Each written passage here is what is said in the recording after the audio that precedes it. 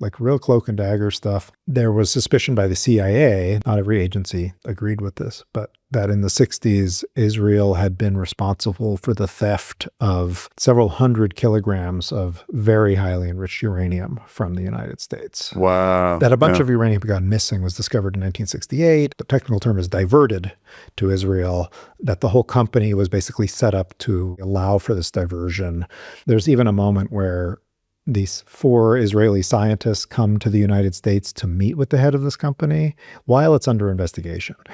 And it turns out they're not scientists. They're like very high-ranking intelligence from different branches of like the military. And they're doing real cloak and daggery stuff in the pursuit of building up this arsenal that for them is this like way in which they guarantee that they don't get destroyed by their enemies. A warm welcome back to Decouple. Today I'm joined by returning guest Alex Wellerstein, I should say Professor Alex Wellerstein, making his hat-trick appearance here on Decouple. Professor Wellerstein, your ChatGPT introduction says you're best known for NUMEC, this incredible online tool where you can pick a place in the world, pick your bomb, decide if it's going to be a ground or air detonation, and map the fallout and consequences. But you're also a associate professor of science and technology studies, author of Restricted Data, The History of Nuclear Secrecy in the United States. You have a book on Truman. Last time we talked, I think it hadn't been released. I think it is out now. It's not out yet. It'll be out in December. All right. We'll have you back to talk about that. But, most importantly, you're a Decouple veteran. So thanks for coming back on the show. I'm happy to be here. Yeah, the new book on Truman comes out in December 2025. You should buy like 4 copies each. You never know how many you'll need. 100%. So we had 2 conversations earlier, episodes titled "We Have to Talk About the Bomb," and then we decided we had to talk about the bomb some more. Interestingly, the second one really took off. The first one did well, but that was interesting. Talked a lot about sort of broken arrow incidents. This incredible, we were pretty much focused on the US, but the kind of proliferation of nuclear devices from the little Davy Crockett RPG launched nuke all the way up, and just how many nukes there were out there, and having nukes up in the air at all times, and how it was inevitable that some of these devices would get lost. We talked about some near misses. It was really exciting. So listeners should definitely go back and check that out. Today, I reached out to you a little while ago in the aftermath of the combined Israeli-U.S. Attacks on the Iranian nuclear infrastructure. You had a good excuse. You were busy moving. You are now in Belle Paris. So wanted to catch up on that conversation, and just more broadly, I mean, I guess kind of test your knowledge. You're known for doing these Ask Me Anything events. So I might veer off of the Middle Eastern topic into a sort of broader discussion just of how I guess the nuclear weapons latecomers came to get their weapons, and the tangled webs of proliferation of research reactors, centrifuge technology, and I guess very importantly, delivery mechanisms. So that's my sort of objectives for today's conversation. But again, warm welcome back. Thank you so much. This is always a lot of fun. Awesome. Okay, well, let's deal with the not so breaking news, the attacks on Iran's nuclear infrastructure. Maybe you can just summarize again for folks who, it's been out of the media cycle for a while now. What was attacked, what infrastructure was there, and again, I guess what the intelligence community's consensus or assessment is of how much this in fact destroyed or delayed the Iranian nuclear weapons capacity. Yeah, so I don't have more information than your person who reads the news and stuff like that. I just want to throw that out there. Israel has had a long campaign of trying to sabotage the Iranian nuclear program, whether it's a nuclear weapons program or a research program. I mean, depends if you talk to the Iranians or the Israelis. They'd been doing things like assassinating scientists. They had this whole thing with Stuxnet back some, 15 years ago, or whenever that was, of a sort of a cyber warfare attack to break centrifuges. This recent one is the more blunt instrument of just dropping bombs on facilities, particularly these uranium enrichment facilities that are where Iran keeps all of its centrifuges.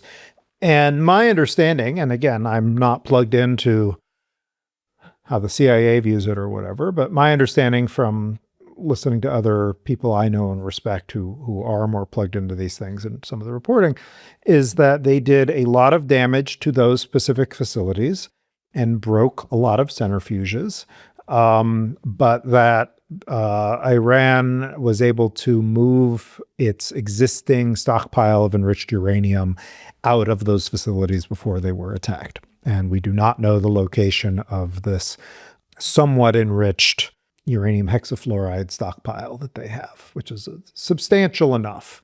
And so the big question has been, like, how much of a setback is this, right? Is this a setback of like months, years, total collapse of a program?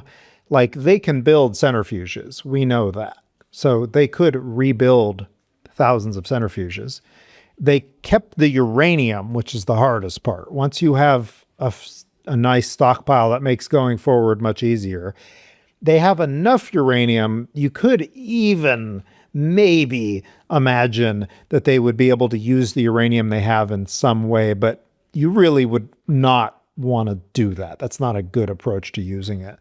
And then that's kind of where everything has been stuck in talking about it. And I think we're in one of these situations that you see historically quite a bit, where it's people sort of don't know what's going on, and so they stop talking about it, and it's out of sight, out of mind. But behind the scenes, obviously, things are still moving around in different ways. The most optimistic people think that this has set them back several years because it will take time to rebuild infrastructure and rebuild connections and rebuild fabrication and rebuild networks. The most pessimistic think that it didn't really set them back much at all because they probably have backups. They probably have anticipated this is like the most anticipatable solution possible. Is Israel trying to, or the United States trying to bomb your facilities.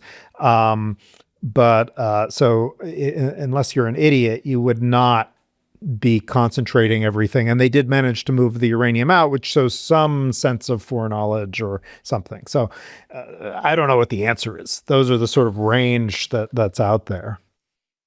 So I guess a couple of technical questions. We classify enriched uranium as low enriched, this stupid, rather than saying medium enriched, we say high assay, low enriched uranium, probably a bit of a marketing term for the nuclear industry to avoid, sounding, I guess people getting scared of the 20% enriched stuff, but that's kind of frequently considered, like we keep it under 20, because then you're in this kind of breakout territory.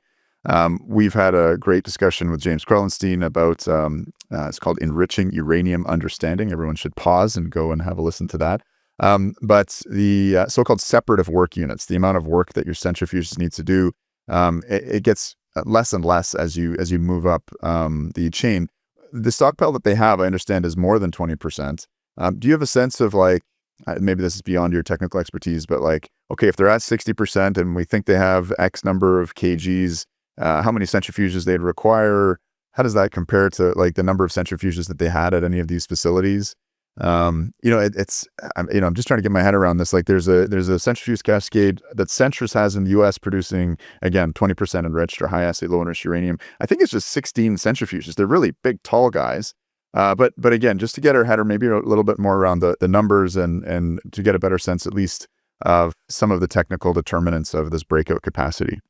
It's a great question. I don't have the numbers in front of me. I've actually wanted for a while, and I probably will in the next year, to build a little online thing that will answer this question very easily. There are, if people look up SWU calculators online, where you can say my input feed is this much and I have this many kg, and my centrifuge, I have this much separative work capacity, and you can say, okay, if an Iranian centrifuge is 2 SWUs per day, then how much do I need in a week versus how, and you could solve for X basically, and it'll pop out. You could have 90% enriched uranium in only 3 months with this many centrifuges or whatever. The problem is that right now it's like you have to do a bunch of it. There's like a lot of numbers to juggle. And I have been thinking for a long time, it would be nice to make a sort of simpler version, which would allow you to like both know what the input numbers ought to be for some of these things. Like the centrifuges you're mentioning, these American style centrifuges, the giant ones, those have pretty high SWUs. They're relatively efficient. The kind the Iranians use are zip type, Zippa, named after the Austrian guy who basically told people how to do this time. They're short bowl centrifuges. They're maybe the size of a human being at their tallest, maybe 6 feet or something, maybe lower. And those are relatively lower efficiency, but they're easier to make. And so you can stamp them out in great numbers. The one thing I would say is it's not just that the amount of separative work you need to do goes down. It goes down like exponentially. So that's why like 20% is so, I think that's, and I'm sure the thing you're mentioning is exactly emphasizing that. Like 20% is not weapons grade, right? But you're so much closer. You've already done almost all the work at 20% that you just need to sort of refine off the last bit of it. You can, as an aside, you can use less than like what we would normally consider weapons grade in a weapon. We don't know exactly what the lower limit of that is because the United States or nobody else ever like tried to do that because there's no military utility. Once you can go to 93, why aren't you doing 93, right? The little boy bomb was 80% on average. Out of necessity, they just basically threw all the uranium they had together, and some of the last stuff was not very good, and it was just, they didn't have time. But some parts of it were as high as 93, and some parts of it were much lower.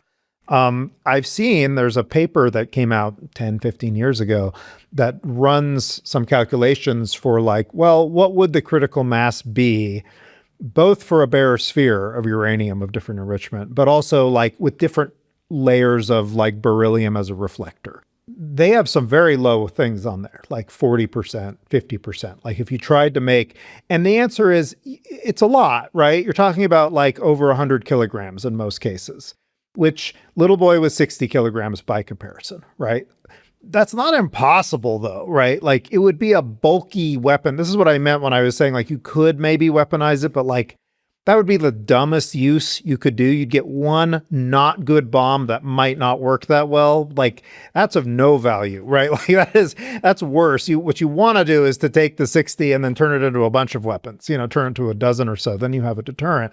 And they need to be something that's smaller than a Volkswagen, ideally, right? Like you'd want something that fit on your missiles.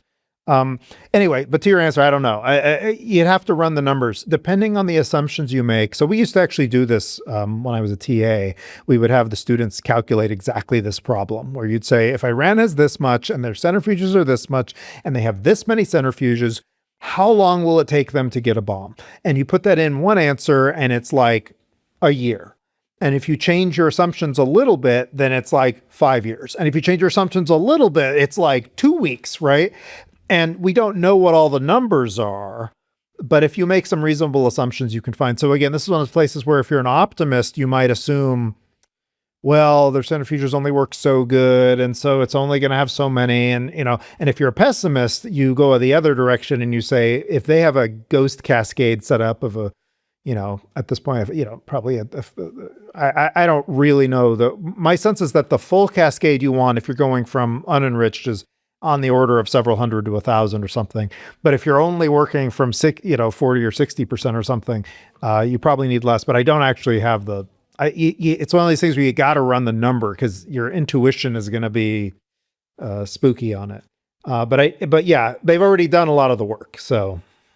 Yeah, and I imagine that's what Israeli and U.S. intelligence is thinking about night and day and trying to run those calculations with far better assumptions and data than we have. What's your read on, there's a lot of controversy leading up to the attack.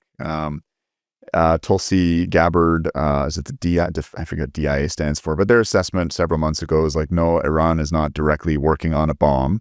Obviously enriching to 60%, there's no civilian use for, unless you were going to say that we need 90% enrichment for our research reactors, but most research reactors are now down to that high assay, low enriched uranium side. So how do you kind of read between the lines in terms of like, were they or are they actively pursuing a weapon? Are they just pursuing capabilities, breakout capabilities? That fine line. I'm sure it's been tightrope walked before, but in the Iranian instance, like how do you interpret that?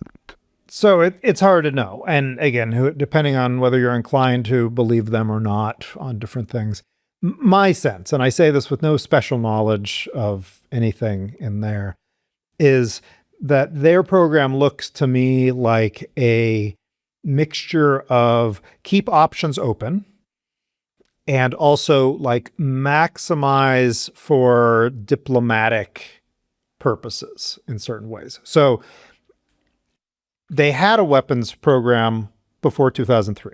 They acknowledged this, right? That this is part of this whole Iran deal, was them acknowledging, yes, we looked at weapons. And then we stopped trying to make weapons, but we are interested in lots of things, some of which may be related to weapons. And I don't find that unlikely at all. If I was Iran, this is also a game I like to play. If I was Iran, and I feel like Americans don't play it quite enough, but like if I was Iran and I had been put on the axis of evil and I saw what happened to Iraq, and I also saw what happened to North Korea, which is they did not get regime change because they pulled out of the NPT and went nuclear, or that would be one reading. And I saw what happened to Libya, which is we cooperated and then they let you, get sodomized with the bayonet or whatever, right? I hope you don't get demonetized, but it's a thing. And right, like I would conclude that what I would want is ultimately I need security against this very heavily armed foe, the United States, and their not quite as heavily armed, but still very heavily armed regional ally who is at times incredibly willing to use force, depending on who's in the government. And the people who have been in the government there for a long time are very, very willing to use force. They're pretty hard right. But on the other hand, I wouldn't want to look like I was doing that immediately, because if I did make a big race, then they're going to feel motivated to go to war. Because right now, the trade-off between them going to war to try to make sure that Iran doesn't get a nuclear weapon is such that like it would be very costly and very difficult and very hard and not necessarily successful. So ideally, you don't have to do that, right? And so you've got the situation where they're doing stuff that could be somewhat dual use. I think they definitely have had some people looking into certain aspects that would be useful if you wanted a weapon down the line. They certainly have been looking into delivery vehicles, right? That's very clear. They appear to have had, like, as part of their network acquisitions, blueprints for weapon designs, which are not the hardest thing to do, but like having one ready to go and having it be miniaturized, like that's going to help at least you start where you want to go on this. But they weren't like racing for a bomb. I didn't see much evidence of that. I see hedging of bets. The Iran deal, the JPOA or whatever it's called, the joint agreement, JCPOA. That whole thing was about like basically finding what's a place where we can agree as a decent benchmark, which is like, all right, you agree not to go over this line and to get rid of these stocks and to let us monitor everything even more. And we will agree to open up some money we had frozen and help normalize things and help you invest in legitimate civilian developments, isotope production, things like that. And Iran seemed willing to do that. I think it was probably willing to go along with that for quite a while, and forego some of these more militaristic approaches while not completely closing the door on them, but like willing to do things that made it harder. The US pulls out of the JCPOA, and this is where you see Iran breaking the rules, because the US suddenly says, we don't abide by this anymore. We're not unfreezing all that money, and we don't like you again. And so if you're Iran, you're still technically in this deal with other parties. But if the main reason you're in this deal won't cooperate with you, what are your options? You can try to be nice to them. Or you can, hold on one second. Could you speak less loudly? You are not alone. Oh, okay. Thank you. I'm being told to speak less loudly. Let me turn up the volume so I can speak less loudly. Can you still hear me well? Yeah. This sounds, I don't know. Yeah, this is good. Yeah, it's pretty amusing. I like anyway, whispering back and forth. whispering back and forth. We were talking about JCPOA. JCPOA. America's pulling out. Right, Yeah. right. They pull out of the JCPOA. What is Iran's position at that point? It's you could try to say or sort of appease. You could say, okay, your reward for freezing my money is that I'll do what you want, or you can see this as a sign that the United States is not willing to play ball, right? They're unreliable. And if one administration can do it and the other administration can undo it, like this is the lesson there would be like diplomacy is not going to get you security. And so what they appear to have been doing there was to just slowly but definitively and very publicly start to violate the terms of the JCPOA. Oh, we agreed we wouldn't enrich beyond this point in the JCPOA, but we're not in the JCPOA, so we're going to go up to the line and beyond. So it's still not like racing behavior, but like maybe in your most optimistic light, you would see this as encouraging you to come back to the table behavior. Now, I don't know if they have any interest in actually going back to the table or not. Like that's the problem, is that it's indistinguishable from similar kind of behavior that if you were actually like trying to get a bomb. But so the last thing I just want to throw out there, the thing that I find most disturbing about the attack on the program, which I'm sure people thought about and whatever, it forces Iran to sort of make a decision in a way that maybe the previous stuff hadn't. And so if I was Iran now, I would be secretly racing. And that exercise of empathy and putting yourself in another person's boots is useful. Okay, there's a fascinating backstory to this, though, in terms of looking into, not deep time, but going back to the 60s and 70s, when Iran was ruled by the Shah, a figure friendly to Israel. I understand there was some early Israeli cooperation, not with nuclear weapons, but in the kind of atoms for peace euphoria. And things obviously changed with the overthrow of the Shah. The Shah, had, from what I understand, huge nuclear pipe dreams, about, I think, 20 reactors.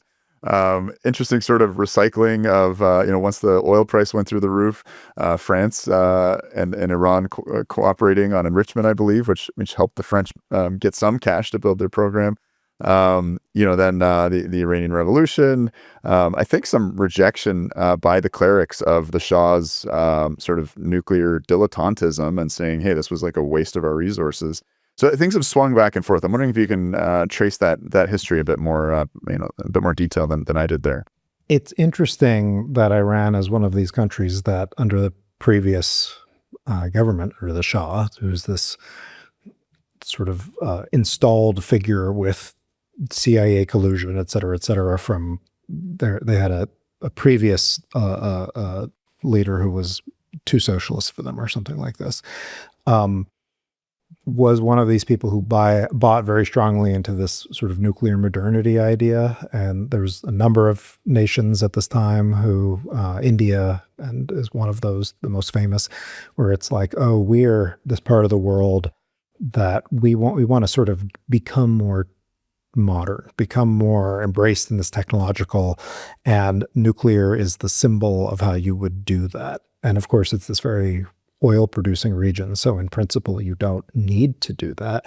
But the argument there is always like, well, one, we don't want to be reliant on one thing that's making us a lot of money today. And two, if energy is how we made our money, then we need to be able to make more, have more options as it goes along. It's one of the ironies that, of course, like the Shah, they signed the NPT, they get very involved in this kind of thing.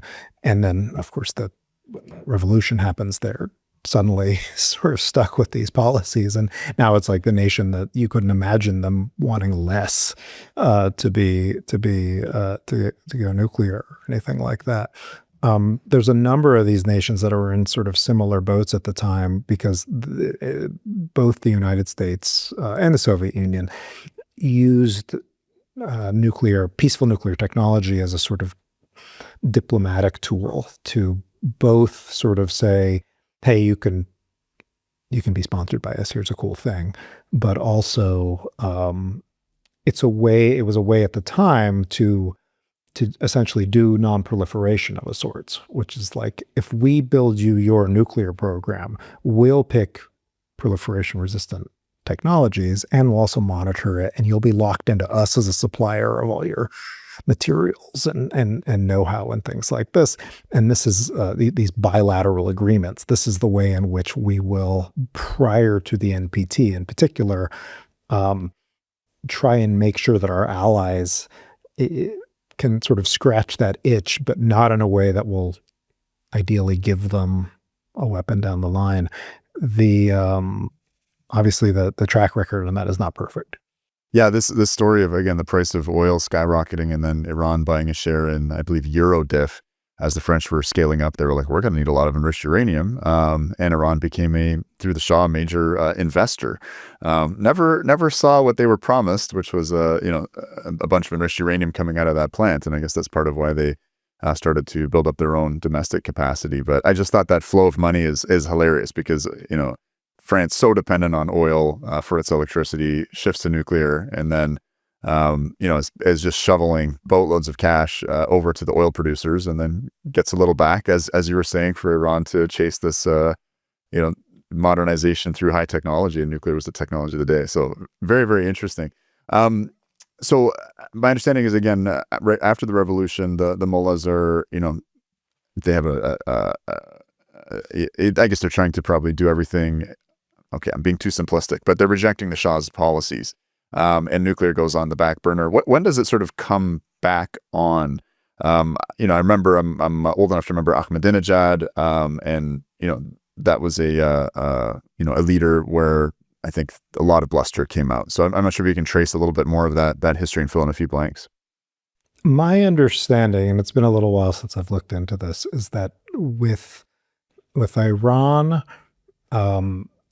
their interest in nuclear and their resurged interest in nuclear, it comes as a result of their war with Iraq. So that's in the 80s, right? So Iraq is interested in nuclear and is also using chemical weapons and all this kind of stuff in these wars. And Iraq's reactor gets bombed by the Israelis, and there's all sorts of other stuff. But this is the period at which Iran is starting to say, okay, if we have to maybe worry about this stuff. I don't think the initial target of the Iranian stuff is the United States necessarily. I think it's more regional issues. It may also involve Israel as well, right? They are in this area with these other hostile powers, particularly Saddam Hussein, who's very hostile, but also Israel, who's by the 70s, people are aware that it's probably nuclear. Certainly by the 80s, they know this. And then I think this is around where you start getting into your A.Q. Khan territory, right? Where they are this partner with this Pakistani metallurgist who officially is not working with the Pakistani state, but people, how well is this known or do they know that he's doing? Are they helping? Whatever. But he's basically selling off sort of junky remnants of the Pakistani nuclear program, and also connections and logistics and some, Chinese weapons designs and various things. Fascinating subject in and of itself, that whole, and also what motivated him is a very interesting thing. But Iran, as along with North Korea and Libya, are among these clients of that. And this is where I think my understanding is where a lot of their push comes from, is once they have these connections for things like centrifuges. They separately have these older reactor projects and things like that, but those don't, I think, get quite off the ground and are too tied to other nations. And the thing about centrifuges is they're relatively small and they're super modular. So once you get really good at one design, you can start making them in factories, and then you can start putting them under mountains and things like this, which you can't. I mean, you can make modular reactors, as you know, but it's a different type of thing, right? You're not going to be, for plutonium breeding, that is not how you would want to go about doing it. And so Iran, I think, has a bit of a dual track program. They do have a heavy water reactor. It was interesting. I mean, CANDU reactors in my backyard are heavy water reactors. And I guess as part of the JCPOA, part of the ways to make this proliferation resistant was fueling it not with natural uranium, which is mostly U-238, which gets kind of a neutron and turns into plutonium-239. But if you put low-enriched uranium in it, it makes the whole thing much more difficult to extract that plutonium. My understanding had been, and this I think is incorrect, that the highly enriched uranium bombs were only the gun type and the plutonium bombs are the implosion type. Have I got that wrong? You can use highly enriched uranium in an implosion bomb, and you can also, if you have both, you can combine them in an implosion bomb. So you can't use plutonium in a gun type, but if you have enriched uranium, you can do a lot of things. The first Chinese bomb in '64 was a pure uranium implosion. That's apparently harder than like a hybrid of plutonium and what they call a composite core, because the critical mass of uranium is so much higher than plutonium. So you have to implode a larger mass of critical mass of pure plutonium-239 is like 10 kilograms or something like this. The critical mass of pure uranium-235 is like 50 kilograms. So like that's a significantly more metal that you're compressing, but it's doable. I mean, plenty of nations have managed to do it. And this is, again, why it would be valuable for both Pakistan, who also had a very high, a lot more uranium than plutonium, but also for Iran to have, Chinese warhead designs that are presumably for, specifically for highly enriched uranium implosion.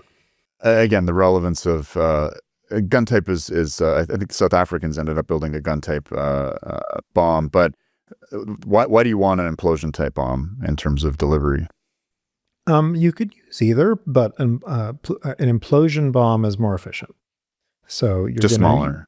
You're going to use less fuel to get the same bang. They're also potentially smaller. They may be the same size. I mean, like Fat Man, Little Boy. Fat Man is much bigger than Little Boy.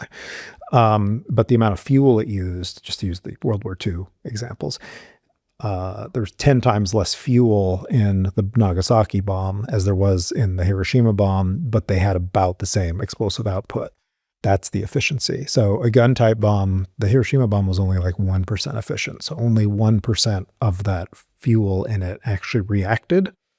It was about, in the Nagasaki bomb, it's 20%. In a more modern warhead that uses some more tricks, you can get, I mean, if it's again pure fission, you can get like 50% or something like this.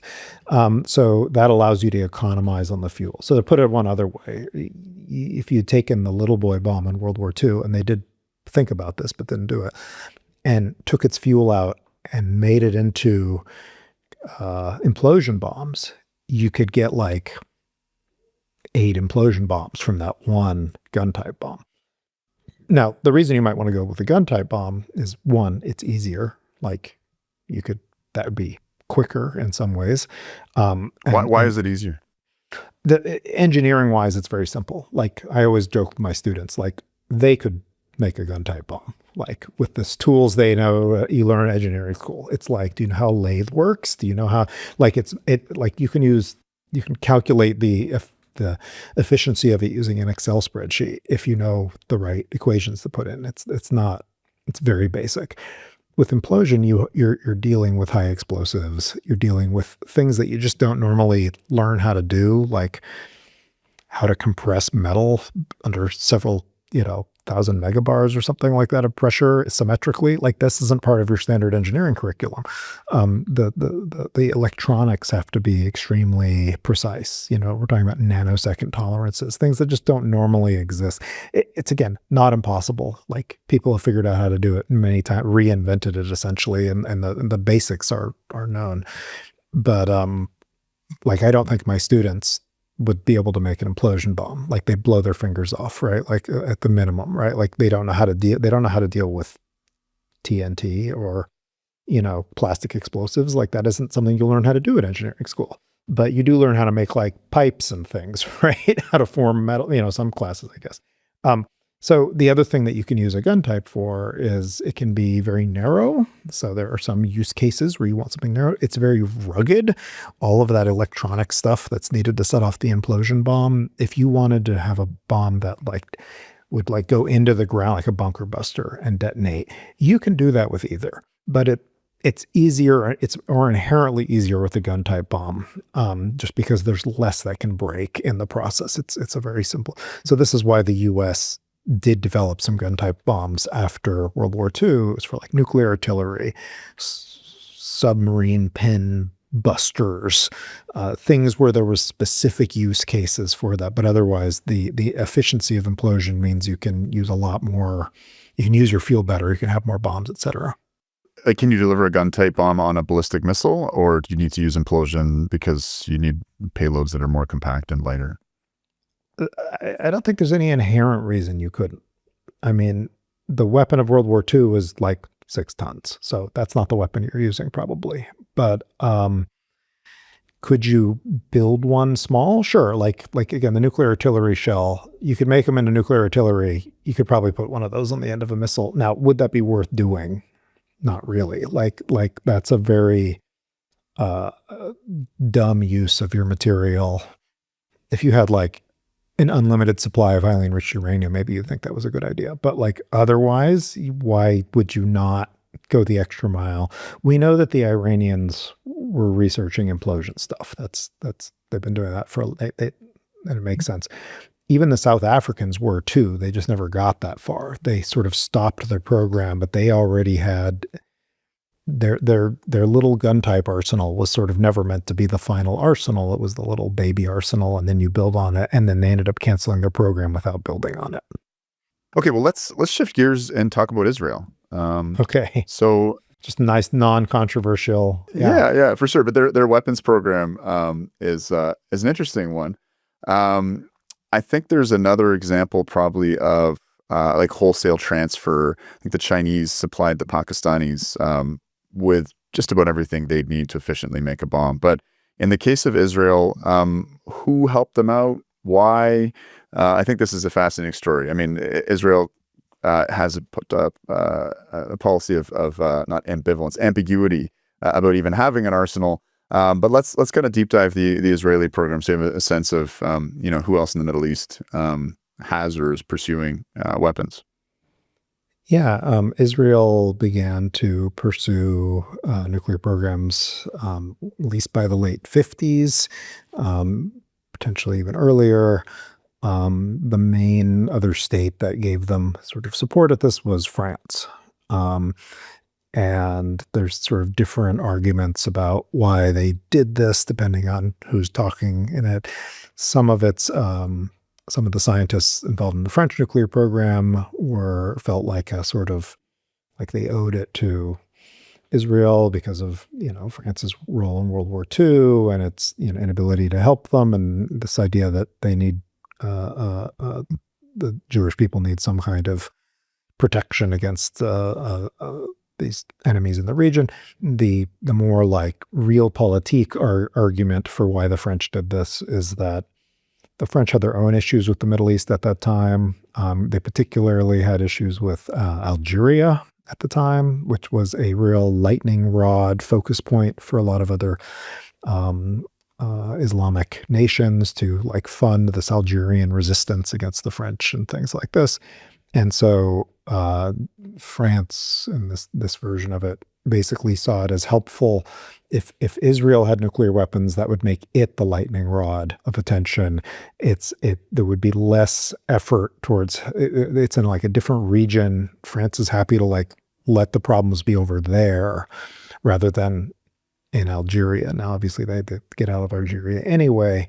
There's a few other cases that are similar to this where it's like, why would you want somebody to be a nuclear power, especially if you already are a nuclear power? And one argument is you don't mind it if it's somebody over there and you're not over there. And if it's going to complicate things with a mutual enemy, then all the better. So China helping Pakistan is about India, not about anybody else, right? Because that complicates the Indian state of things in a way that helps China out. Anyway, the way they did this was by helping with some reactor technology, some know-how. Israel itself seems to have done quite a lot of indigenous efforts towards building up this capability. By the late 50s, early 1960s, the United States became somewhat aware of this and tried to basically discourage them from doing this. This is under like Kennedy. The United States does not really want anybody to have nuclear weapons except for the United States. It has sort of hegemonic ambitions. It wants to influence every sphere of the world and has for a long time, or at least it did during the Cold War. I don't know if it still does, but it did. And if you're in that boat, then like no proliferation is good, both because, raises the stakes, et cetera, but also it means that like you have this other factor you have to deal with before you think about what you do. And so the main facility that Israel constructed is this reactor in the Negev desert called Dimona. This was known to the Americans, known to a lot of people. Israel basically said, no, it's a peaceful reactor facility. It's for research, but and they allowed American inspectors to come look at it, and they didn't see anything non-peaceful. It later turned out that it's a very deep facility built like many. It's incredibly, impressively underground. Many stories. I forget how many, but like more than you'd even expect. Quite a lot. It's a big basement. Very big basement. There's like more below than above or something like this.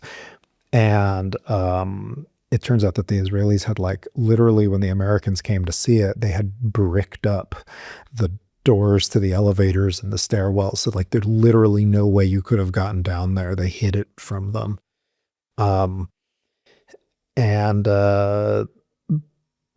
Eventually the United States figured out that they definitely had weapons and were doing more there. But at that point, it was a sort of fait accompli.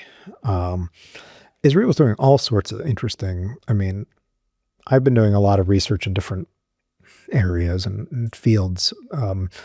Inertial confinement fusion, for example. The Israelis were very, very interested in that from the beginning, right? They saw that there was potential weapons utility for them since they're not testing weapons very actively or anything like this. And they tried to recruit major American researchers, including ones of Jewish backgrounds, to like take their work to Israel with some success, some not. There's one whole thing called the Plumbat Affair where they basically stole uranium ore that was destined from one country to another, and they hijacked with some sort of internal collusion or something, hijacked this boat, and then it like disappeared and then showed up at a port with none of its cargo, like real cloak and dagger stuff. Wow. Yeah. There's a very complicated incident which would take way too long to get into all the details of, but where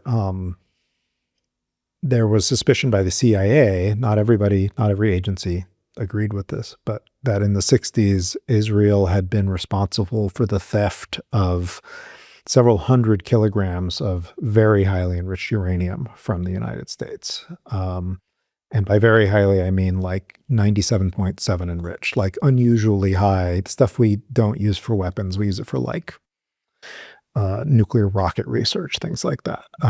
That was discovered that a bunch of uranium had gone missing was discovered in 1968.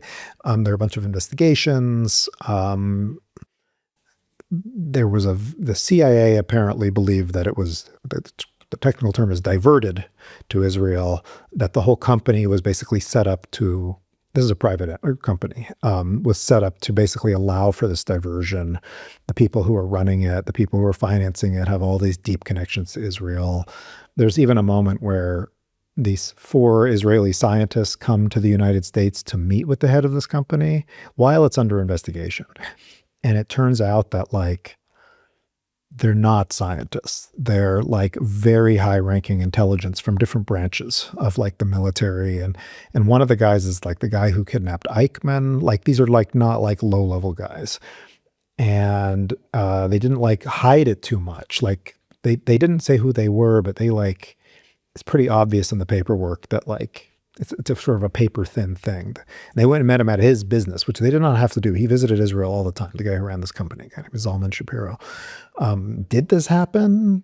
Did it not? I don't know. I truly don't know. And I've looked into this as much as possible. I can see arguments on either way of it. There's very little hard data. There's some reports about what the CIA thought about it. But anyway, I put this out there just to point out that like its approach to this has not been, it's not the same as like the standard, oh, we had a few scientists come help us thing. Like they're doing real cloak and daggery stuff in the pursuit of building up this arsenal that for them is this like way in which they guarantee that they don't get destroyed by their enemies, basically. How does a private company come to control 97% enriched uranium in the U.S.? Like they had access to military stockpile? So okay. It's a great story. As I said, this could be a whole other thing. This is a company called NUMEC from Apollo, Pennsylvania, and they are created as a result of the Atoms for Peace stuff. They are like, we're going to show that private industry can participate in the nuclear infrastructure. And so what they were, and Zalman Shapiro was on the University of Chicago during World War II. He's a MetLab guy. And basically they're a middleman for the Atomic Energy Commission is who's enriching the uranium, right? At places like Paducah or Oak Ridge or whatever. But what you would do is you could get a contract. They had security clearances and licenses and stuff. But like, let's say you're a company who's working on reactor development. So the first naval nuclear reactor shipping port, right? It's the Nautilus, and then it becomes shipping port is the civilian version. But for the Nautilus, you're using highly enriched fuel, and it has to be in like a certain shape and like with a jacket and all, your zirconium or whatever it is, right? Who makes you the fuel? And the answer is NUMEC does. So what you do is you have the license to have the fuel. The Atomic Energy has a license to make the fuel, doing it. NUMEC has a license to be a middleman. And so what you do is you say, the AEC is going to send you this amount of fuel at this enrichment, and I need you to chop it into little pieces and do this and that. For nuclear rocket research, those fuels assemblies look really interesting, by the way. It's like a big piece of uranium with holes drilled in it so that you can like run fluids through the uranium. It's crazy. So you do stuff like this. NUMEC is doing all that work, reforming your uranium, and then they give you the uranium that you ordered, right? And so they made the first fuel for shipping port and the Nautilus and things like that. What happened was that at some point the Atomic Energy Commission had them do an audit of how much uranium goes in and how much uranium goes out. And if you're a pure pass-through, these should be about the same number, right? There's always going to be a little bit of difference because like when you're doing chemistry, you lose some, and some of these processes are very novel. It's like the first time they're being done, and you use a arc torch or something and it vaporizes some of the uranium, and it's like you wipe it off and throw it in the trash or something like this, or God forbid something smokes and goes into the atmosphere or the water supply, or you're poor guy using it or something like this, right? That you have health problems. So you'll lose some. And they called that, today they call that inventory difference. Back then they called it MUF, material unaccounted for. And there's like a percentage, you can look across different companies and see like, what's the percentage of inventory difference, Westinghouse, NUMEC, regular operations. And like, there's some inherent, like it's never going to be zero, but at NUMEC, especially for certain jobs, it was extremely high. And so like the 97.7 was for this nuclear rocket research. And this is being, I think it's Westinghouse or Avco or something. They had contracted, and there was just like, tens of kilograms of this stuff lost, which when you're talking about an order that's for tons, that's pretty small percentage. But if you're talking about how much is dangerous for a weapon, tens of kilograms is several weapons, right? So like, it's like over a period, and it's not clear how much is lost, how much just got, they also had terrible health practices, it turned out, and environmental practices. So like a lot of it did end up in the soil, right? And in workers' bodies, and a lot of those people got cancer and all this stuff. Like they were not doing things well by any definition. Like the innocuous answer is this is a issue of just like inefficient processes bad environmental record and like maybe bad accounting. And then and that's basically what the Atomic Energy Commission concluded. And then the CIA said, I think they just gave it to Israel. That seems more likely. So, I don't know again, I'm not saying it's one or the other. I've looked at as many of the documents as I can. And there are some that if they're correct, if they're true, give more credence to the idea of diversion. But it's very hard to establish like what actually these documents say. And so I'll tell you what I mean by this. So we have accounts of accounts that say that the CIA told some people that they had done soil and water samples around Dimona in the late 60s. And that those soil and water samples had turned up evidence of the Israelis having at Dimona 97.7% enriched uranium, which at that time is only made in one facility in the entire world, which is an American one, which is also included in that cache of uranium that went missing. Now, if that's true, that feels really pretty smoking gun. I don't have the report that says that. I have an account of an account of an account. I don't know what the error bars are. I don't know how firm that is. I don't know what the report actually says. That's the place where I say like, well, I don't know. I would need a little bit more than like a telephone game to feel really confident. If that's true, I think the CIA believes that's true. So that says something, but it also doesn't really give me quite enough to feel like confident in it myself. I guess a couple more stops along the way here in terms of the development of the Israeli nuclear program. We've got the French really seeding them with the technology. I think they got heavy water from Norway as well, which is interesting. But there's nuclear tests that France is doing in Algeria. Is this an Israeli device? Is this Israeli scientists are there to watch the fireworks? How far does it go in terms of, you've got a bomb, but you got to kind of prove that it works. And I'm just curious, did the Israelis ever have that opportunity? Everything's ambiguous. We don't even, maybe we don't even have weapons, but I guess it helps if you're saying that you have a program to explode one, to prove you do and that it works. So the main candidate for an Israeli test is this thing called the Vela incident in 1979. And so there are these satellites that they're still out there. There's new ones. Here's a fun fact. GPS satellites have nuclear detonation detectors on them.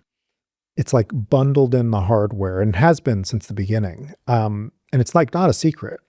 I don't know. I only learned this a few months ago. And I was like, really? Every GPS satellite, they just, at least the ones the Americans make, they just bundle it in as like, yeah, why not? We're already putting up a whole array of them. Let's just throw in is a nuke going off detector, could be useful. They had a program called Vela Hotel, which was an earlier version of this kind of technology, big, bulky satellite things with like light detectors on them. And the light of a nuclear explosion in the atmosphere has this very characteristic double peak in which it gets bright and then it goes dimmer and then it gets bright again, which is caused by the fact that like it gets so hot and the shock wave is going through it that it actually becomes opaque to visible light for a little bit. So the apparent temperature it's actually not getting less hot. It's getting so hot that you can't see it anymore, which is remarkable. But it's a very unusual effect. It really only happens with nuclear explosions. And so you can build basically a light detector that looks for things that look like this, right? This very characteristic thing. And so one of these satellites, one of its detectors said, I saw something in the South Atlantic Ocean over by an island that is basically owned by South Africa. And then other satellites didn't see it. They never apparently detected any fallout debris. And so the question is, what was that? Is that an error? Like these satellites are at the end of their life anyway. One of the reports speculated maybe like a micrometeorite hit the sensor in just the right way. More likely than not, people conclude like this sounds like a small nuclear test that was probably done ideally under cloud cover, but it wasn't perfect or something. And who would be able to do that and would have the reason to? And the answer is, well, the Israelis would have a lot of interest in doing something like that. And South Africa would have a lot of ability to like manage the logistics. And we also know that South Africans have their own nuclear program. And so maybe there was some sort of information sharing trade-off there where the South Africans set up this test and the Israelis share some data with them or something. Did that happen? I don't know. I tend to think yes, it happened, but I mostly because that seems like the simpler answer. And there are some accounts from people who claim that they helped or their grandfather helped work on it or something. I don't know, but like, it seems plausible, right? That would be the case. The reason Israel keeps it ambiguous and doesn't want to just like set off a test and say we're nuclear. They basically come to this kind of loose agreement with the United States in the 70s. And this we have pretty well documented on the American side of what that was like, where basically the Americans and the Israelis, the United States already knew Israel basically had nuclear weapons at this point. And so they agreed with the Israelis that as long as Israel did not introduce weapons into the Middle East, the United States could act as if the Israelis did not have nuclear weapons. We could still sell them military equipment. We wouldn't have to do any sanctions. They are not members of the non-proliferation treaty, but we have laws that state how we can deal with countries who are basically unsanctioned nuclear states. And we wouldn't have to worry about them because they're not a nuclear state because they have not introduced weapons in the Middle East. And so then it becomes like, what does it mean to introduce weapons? Yes, I was going to ask.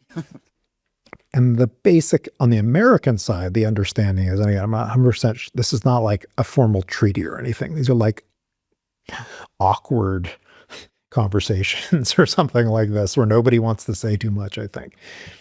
But basically it's understood to mean if you don't test the weapon and you don't say you have weapons and you don't threaten anybody with weapons and you don't use a weapon, do you have a weapon? Maybe you just have a bunch of stuff in a box. I don't know. But if you haven't done those things, you're not going to have confidence. No one will know. So you don't really have a weapon. Now, that's not a standard we use with Iran, obviously, but like that's basically the standard. And so as long as Israel doesn't it's not overt about weapons, the United States will play this legal fiction of pretending we don't know if they have weapons.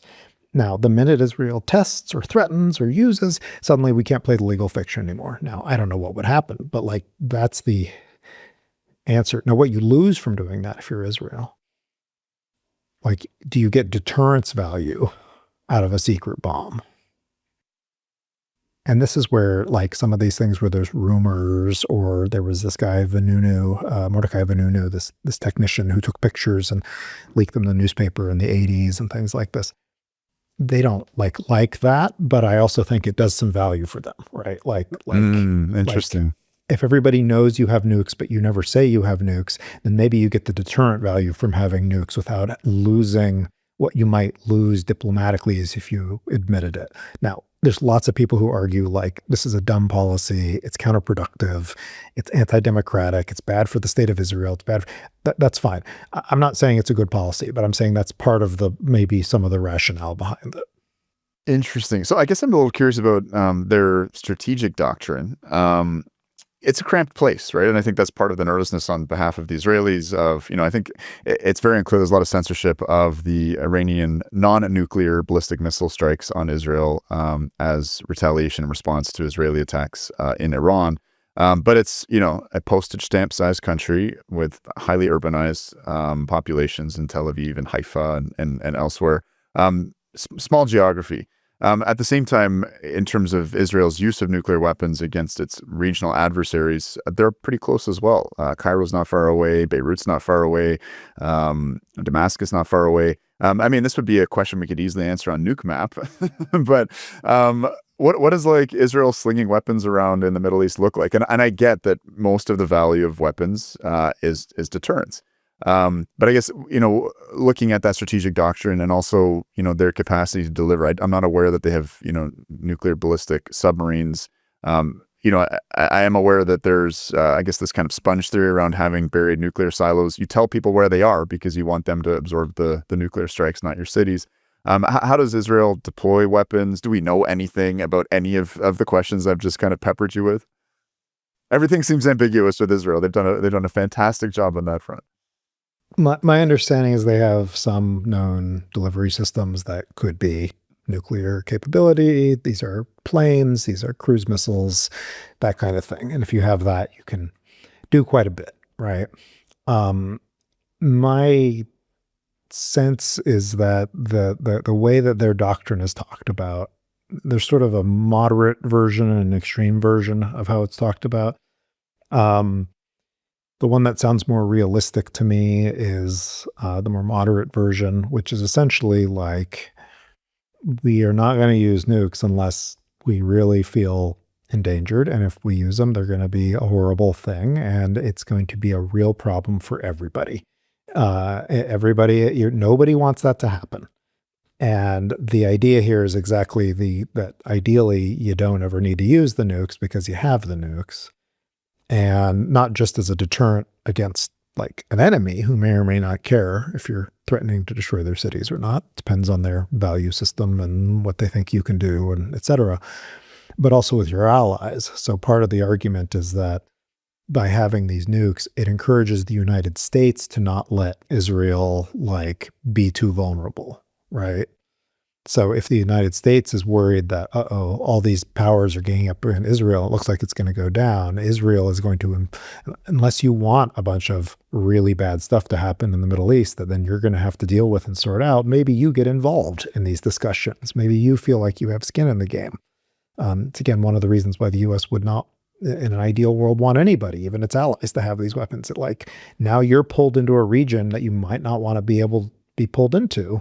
You're pulled into conflicts you might not want to be pulled into, but like that's arguably like a major part of it. It's not even so much the enemies. It's for the enemies for sure, but it's also for your allies, saying to them like, well, don't let us get into it. Don't let it. We are not as big as you. Keep selling us arms. Keep having our back, because if you don't, we might have to use these things. Well, yeah, you don't want that to happen. And that's, whether that, again, works as a strategy or works better than other things is somewhat debatable. But like that's, in terms of actually using them, I don't know if Israel has like a doctrine of like limited nuclear war. Does it think it could get away with using one or two? Presumably, if it's using weapons, it is close to things. It's not the case that they're going to be dropping like 15 megaton surface bursts and irradiating their whole country. That would be stupid. But if they had smaller weapons, could you use them in ways that, obviously you would not want to do this unless you really thought that it was going to be necessary or worth it or something like that. But presumably they could probably do that. I mean, depends what you're aiming at, really. Has it ever come up? I mean, they've had weapons presumably since the late 70s, early 80s. I'm trying to just place my 6-day wars and the conflict with Iraq, for instance. Have they ever played the Brinkmanship game, or that would violate the agreement they have with the U.S.? And so it hasn't been a factor in I guess not the conflict with kind of Palestinian militants, but with other state actors in the region. The one instance I know about, and there may be others, but this is just the one that comes to mind. For people who are interested, a colleague of mine, a friend of mine, Avner Cohen, has written 2 books on Israel and the bomb. One called Israel and the Bomb, one called The Worst Kept Secret. And they're both like the most in-depth. It's funny talking with Avner. Israel's a very small country, which, in terms of numbers of people, and it feels even smaller when you talk to somebody like Avner, because he like somehow has met everybody, and he's like, oh yes, that was my neighbor. Like, how could that have been your neighbor, right? Anyway, he's had a lot of time talking with Israeli officials, and in many cases, like kept their discussion secret until they died or something like that. So he's one of the few places where we have some like more insider accounts.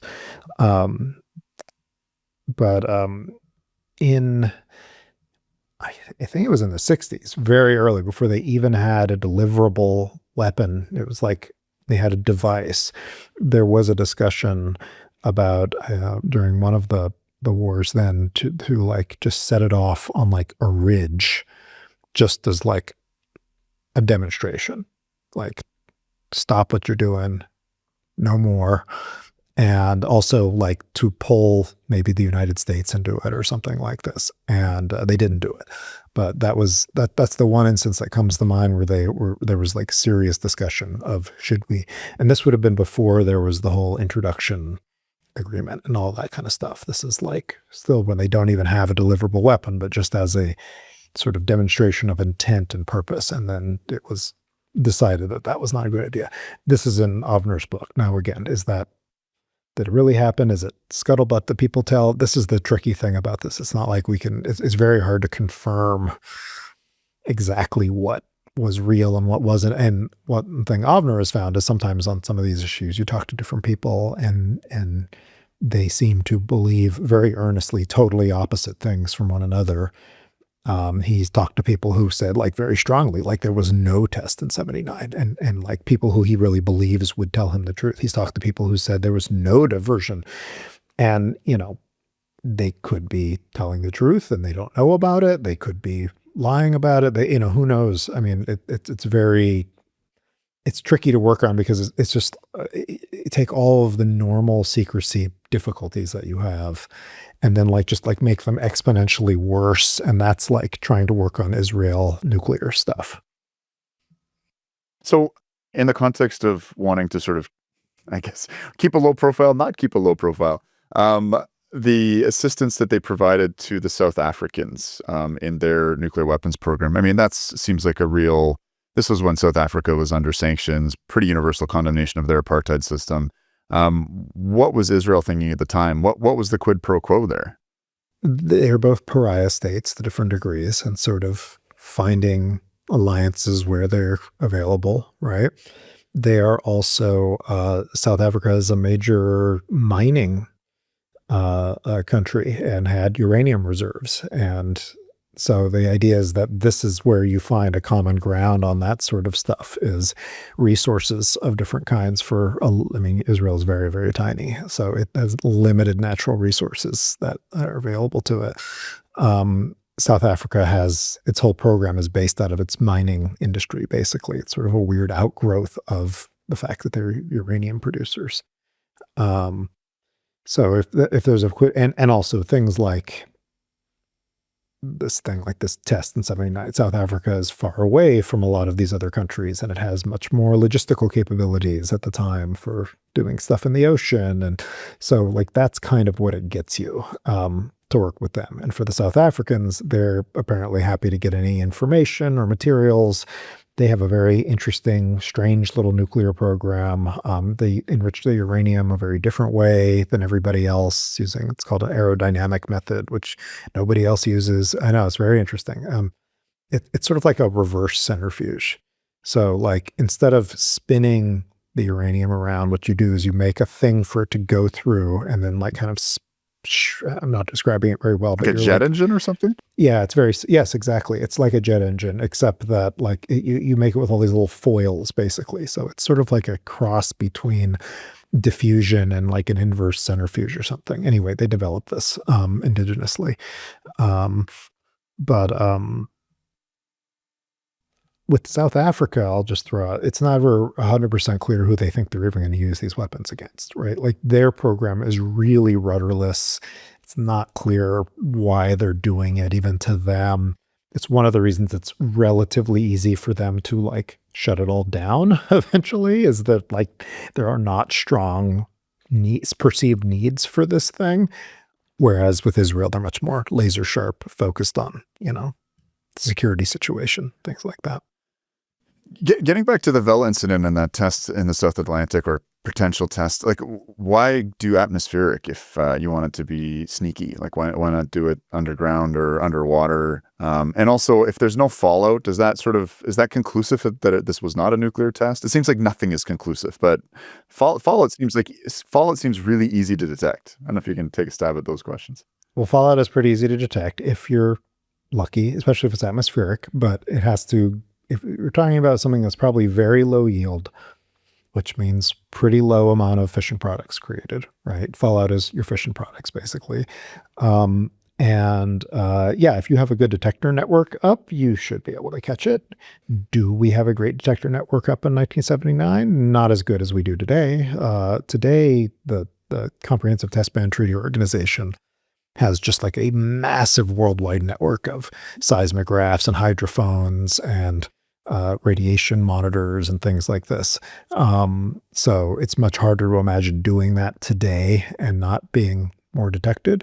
But with the technology at the time, my understanding is why would you want to do this that way at all? One, you can get better, easier data out of atmospheric than anything else. So if I don't know what they need out of this, if they're doing anything other than just like, does it work? Maybe that would be better.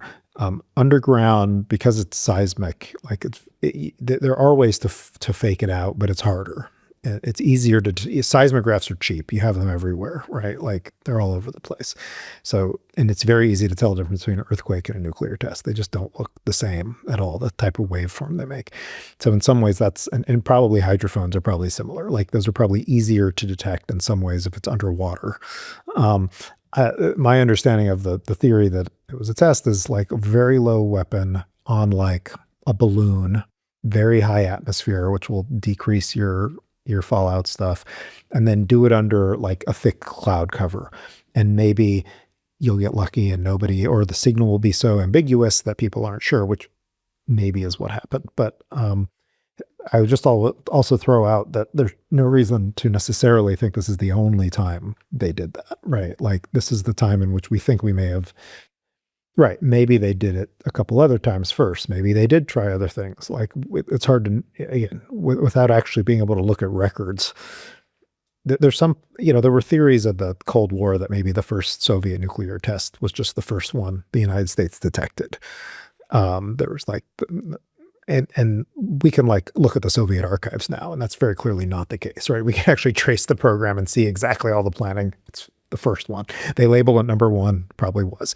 But we can't do that with Israel's program. So maybe someday these things will be better known. But right now, there's so many uncertainties. But yeah, but as to why, as to what, I mean, I think you could speculate, but you could speculate endlessly because there's not a lot of data to go on.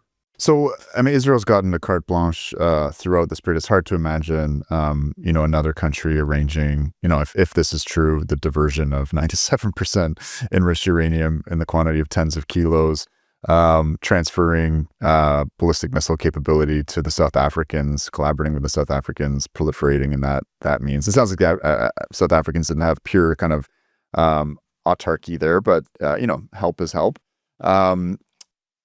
But I guess like going forward right now, Israel really seems to have carte blanche. They're bombing 5 or 6 different countries. We saw the attack in Qatar with the Hamas negotiating team just meeting to discuss a Trump peace policy. I mean, this is getting pretty brazen. Like the gloves are off. I think under previous administrations, Israel at least felt the need to restrain in some of its more aggressive instincts. If the Iranian program, just to swing back to Iran, develops further, do you think that the Trump administration is as long as it endures, is one in which the Israelis might use a nuclear device to do the final work? They use the massive ordnance penetrator. They could depend on the U.S. there. What are your thoughts? This is pure conjecture, but. Yeah, I have no idea. I mean, your guess is as good as mine. It's very hard to know what the Trump administration thinks about many things. A lot of the people who are staunchly pro-Israel who are in the current administration are pro-Israel for very specific, what I consider to be very strange reasons. They are basically evangelical millennialists who believe that the Jesus Christ will not come until Israel has this major world war with all these other countries in the region, because that's their interpretation of the book of Revelations. And there's a lot more that you could get into like what they believe. I think this is pretty weird stuff. And I think it makes it very hard to predict how they would view certain situations over there. I do not think that, Israel ought to regard them as a very solid ally, because they're like pretty complicated group of people on who they include. So, but I don't know. I also don't know that the current state of Israeli politics is very complicated, and I'm not well informed enough about that to say. But I don't know what the limits are. I don't know what Israel would see as being in its interests. Whenever I talk about like Putin and nuclear weapons or something like this, it's always an exercise of like, well, what would he see as being in his interest? Let's assume we don't have to claim he's rational in any strict sense, but like, what's in his interest? What would he see as the long term? And I do think that the current Israeli government sees things in its interest that I do not see in its long term interest. Like, I don't see it has a very its approach to the region is not one where the end game is very, very clear. So so who knows? I'm not saying one way or the other, but I do think it's one of the things that makes it very unsettling to people, and is you really there's no. It's not predictable what'll happen next. You know, when Israel attacks Iran and the United States attacks, what's the end game here? And there's it's multiple different actors. How are the Iranians going to react? What are they going to do in the long term? It's that uncertainty is that exact when you're talking about things with very high stakes, that is exactly what makes it feel so intolerable to deal with, and makes it so sort of fascinating but kind of horrifying. We're in a period where there's a tremendous amount of uncertainty, and I don't think the actors involved know what's going to happen, and that's also terrifying. So I don't know. All right, Alex, this could be Rogan-esque. Well, I'm not sure if it could, but we both have to run and do other things. But I think we'll probably end up having a part 2, as we did with We Have to Talk About the Bomb episodes. Super fascinating. Much more to talk about in terms of these shady proliferation networks in regards to other countries like Pakistan and North Korea in particular. Always a titillating subject matter. But thank you for shedding a light on the Iran-Israel situation. I think lots of new material to me anyway, and it's always a pleasure to chat. So thanks for having the time. Happy to talk. I don't want to say it's fun, because this stuff is disturbing and grim, but I enjoy talking about it. So thank you. Yeah, it needs to get out there. Today's episode was made possible through a generous donation from the Xerxes Foundation and from listeners like you making pledges on our Substack. If you'd like to join the tribe, please do head over to our Substack, smash that pledge button, or if you would like a tax-deductible receipt, you can hit the donate button and make a contribution to our fiscal sponsor.